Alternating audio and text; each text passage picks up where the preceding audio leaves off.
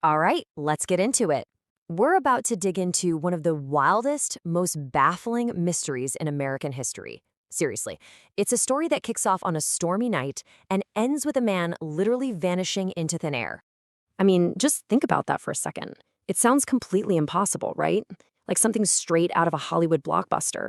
How does a person just leap from a jet flying hundreds of miles an hour and just disappear?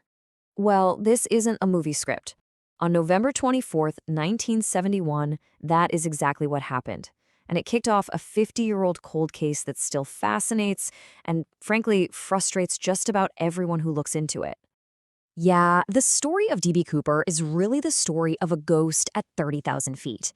It all starts on what should have been a totally normal flight over the Pacific Northwest, a flight that was about to become legendary for all the wrong reasons. So, who was this guy? Well, that's the thing. We don't really know.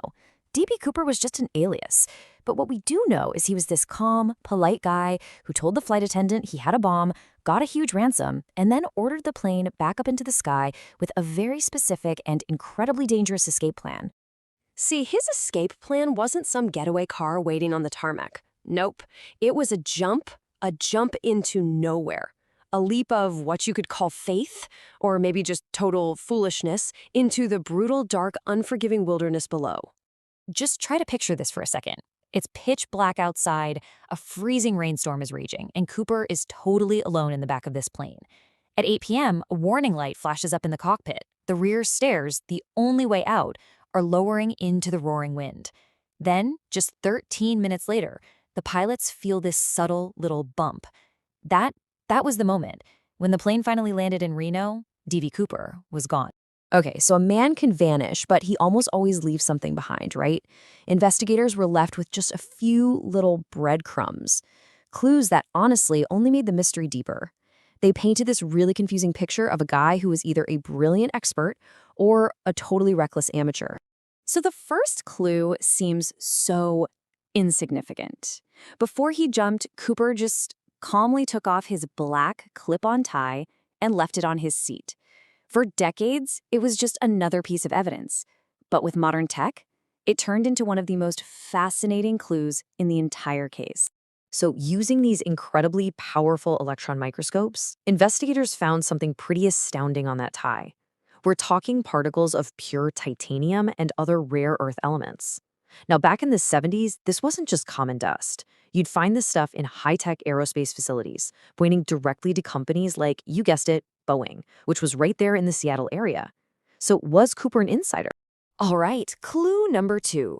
Cooper demanded 4 parachutes, but the specific one he chose for his backup, his reserve chute, well, that has been a huge point of debate for decades, and it just adds another layer of contradiction to this guy.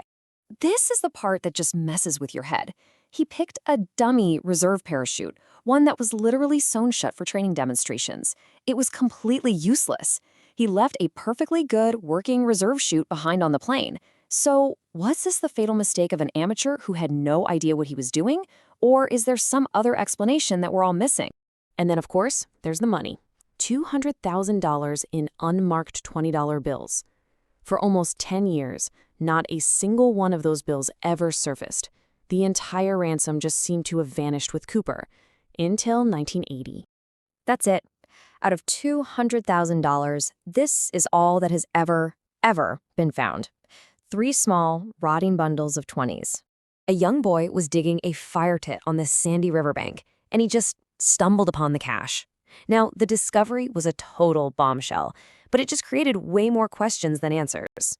The location, this place called Tina Bar, it just didn't line up with the FBI's calculated jump zone.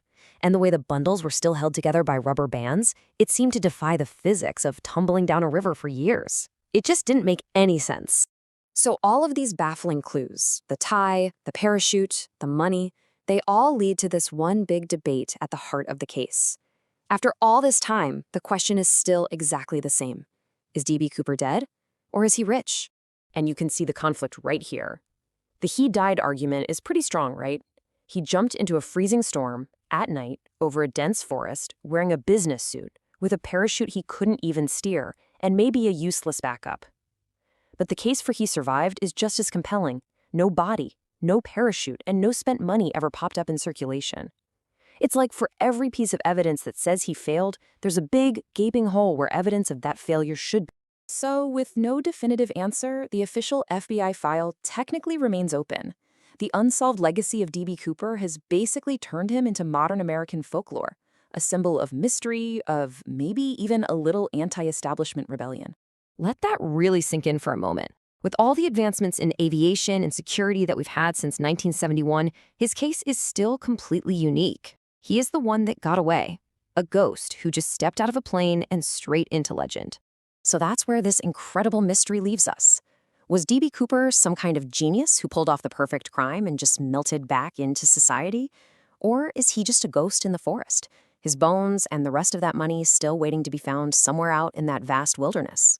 The only person who really knows the answer disappeared into the storm clouds more than 50 years ago.